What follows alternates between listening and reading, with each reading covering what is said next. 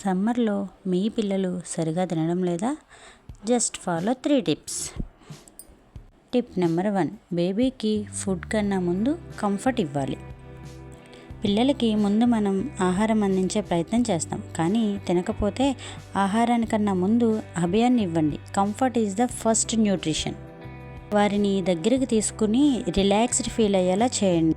వాళ్ళు తినడానికి రెడీ అవుతారు. సో టెన్షన్తో కాదు, టచ్తో ట్రై చేయండి. Tip number 2, heavy meals avoid చేయండి. లైట్ అండ్ డైజెస్టబుల్ ఫుడ్ ఇవ్వండి.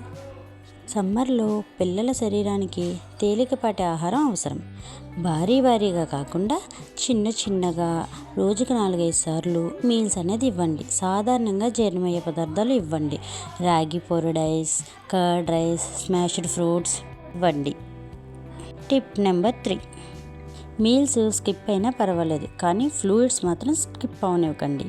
వేసవిలో పాప లేదా బాబు బాగా తినడం లేదంటే మీరు టెన్షన్ పడుతూ ఉంటారు, కానీ ఒక్కోసారి మీల్స్ స్కిప్ అయినా పర్వాలేదు, కానీ ఫ్లూయిడ్ స్కిప్ కాకూడదు. శరీరంలో నీరసం రాకుండా పిల్లల శరీరానికి చల్లగా ఉండడానికి ఇది చాలా ముఖ్యం.